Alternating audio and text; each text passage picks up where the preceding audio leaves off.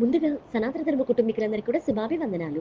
ఈ రోజు నేను మీతో చర్చించాలనుకున్న ఆలయం తిరువల్లూరులో వెలిసినటువంటి శ్రీ వీరరాఘవేంద్ర స్వామి వారి ఆలయం గురించి ఈరోజు మనం తెలుసుకుందాం. త్రిమూర్తులలో స్థితికారుడైనటువంటి శ్రీ మహావిష్ణువు వివిధ రూపాలలో వివిధ పేర్లతో కొలువుతీరిన అత్యంత మహిమాన్వితమైనటువంటి దివ్య దేశాలు 108. 108 దివ్య దేశాలలో ఒకటైనటువంటి తిరువల్లూరులో శ్రీ మహావిష్ణువు సాక్షాత్తు శ్రీ వీరరాఘవ స్వామి పేరుతో శయన రూపంలో అతి మనోహరంగా కొలువుతీరి పూజలు అందుకుంటూ ఉన్నాడు. కృతయుగంలో బదరికాశ్రమంలో పురుపయ్యూర్ అనే మహర్షి నివసిస్తూ ఉండేవాడు. పురుపుణ్యర్ అనే మహర్షి భార్య పేరు సత్యవతి. శ్రీ మహావిష్ణువు భక్తులైనటువంటి ఈ దంపతులకు చాలా కాలం సంతానం కలగలేదు. దాంతో వారి పుత్ర సంతానం కోరుతూ 1 సంవత్సర కాలం పుత్రకామేష్టి యాగం చేశారు.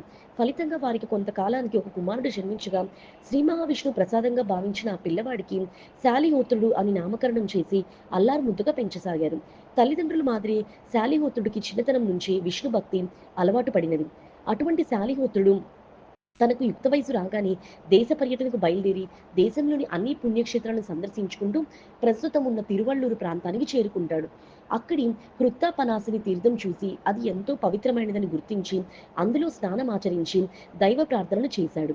ఈ సమయంలో ఇక్కడే ఉండి తపస్సు చేయాలనే కోరికతో తపస్సును ప్రారంభిస్తాడు. 1 సంవత్సరం పాటు తపస్సు మరియు యజ్ఞ యాగాలు చేస్తాడు.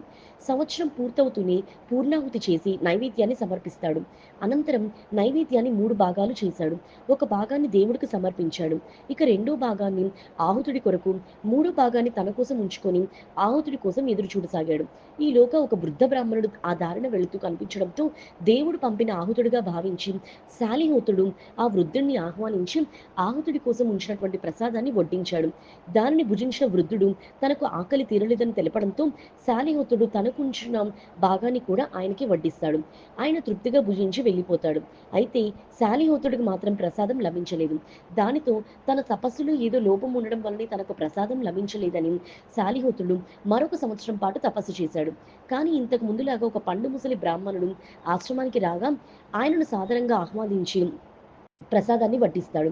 శాలిహోత్రుడు వడ్డించినటువంటి ప్రసాదాన్ని తృప్తిగా భుజించిన ఆయన నాకు భుక్తాయాసంగా ఉంది, ఎక్కడ విశ్రాంతి తీసుకోవాలి అని అడగగా ఇక్కడే పవలించడే అని శాలిహోత్రుడు సమాధానం ఇస్తాడు.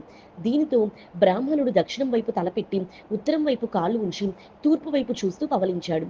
ఈ విధంగా పవలించిన ఆయనకు బ్రాహ్మణుడి రూపం పోయి శ్రీ మహావిష్ణువు రూపం ప్రత్యక్షమవడంతో శాలిహోత్రుడు సంతోషించి పరిపరి విధాలుగా స్వామివారిని ప్రార్థిస్తాడు. శాలిహోత్రుడి కోరిక మేరకు తాను విశ్రాంతి కోసం పవలించిన శయన రూపంలోని శ్రీ వీరరాఘవ స్వామిగా కొలువు తీరినట్టు స్థల పురాణం చెబుతుంది. అత్యంత ప్రాచీన కాలం నుంచే ఉన్న ఈ ఆలయాన్ని క్రీస్తు శకం 8 మరియు 9 శతాబ్దాల్లో కాలంలో పునర్నిర్మించినట్టు చారిత్రక ఆధారాల ద్వారా మనకు అవగతమవుతుంది. చోళ వంశస్థులు ఈ ఆలయాన్ని వివిధ మండపాలను నిర్మింపజేశారు.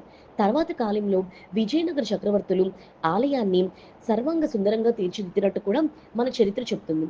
ప్రధాన గర్భాలయంలో 5 శిరస్సుల శేషతల్పంపై శ్రీ వీరరాఘవస్వామి శయనమించి దర్శనమిస్తారు. భారీ రూపంతో ద్విభుజాలతో కొలువుతీరినటువంటి స్వామివారు ఒక చెయ్యిని కిందికి ముని సరస్సుపై ఉంచి మరొక చెయ్యి పైకి ఎత్తి గర్భాలయ వెనక గోడకు ఆనించి దర్శనమిస్తారు. స్వామివారి తలకు దగ్గర శాలిహోత్ర మహర్షి పద్మాసన స్థితిలో కూర్చొని ఉంటారు. స్వామివారి గర్భాలయంపై ఉన్న గోపురం విభిన్నంగా ఉంటుంది. మామూలుగా గర్భాలయంపై ఏకకలశ గోపురం ఉంటుంది. అయితే ఈ క్షేత్రంలో గాలి గోపురం లాగా 5 కలశాలను కలిగినటువంటి గోపురం ఉండడం విశేషం.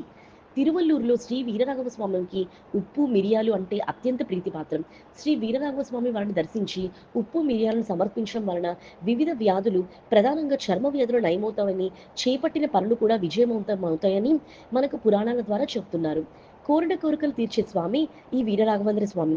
ముఖ్యంగా పుత్ర సంతానం లేనివారు బహుళ అమావాస్య నాడు వరిపిండి మరియు బెల్లంతో చలివిడి చేసి ఆ చలివిడి మధ్యలో ఆవు నెయ్యి పత్తితో దీపం వెలిగించి ఆ దీపం ఘనం అయ్యాక ముగ్గురు లేక మన స్తోమతను బట్టి కొంతమంది ముత్తైదువులకు దక్షిణ తాంబూలను ఇచ్చుకోవాలి.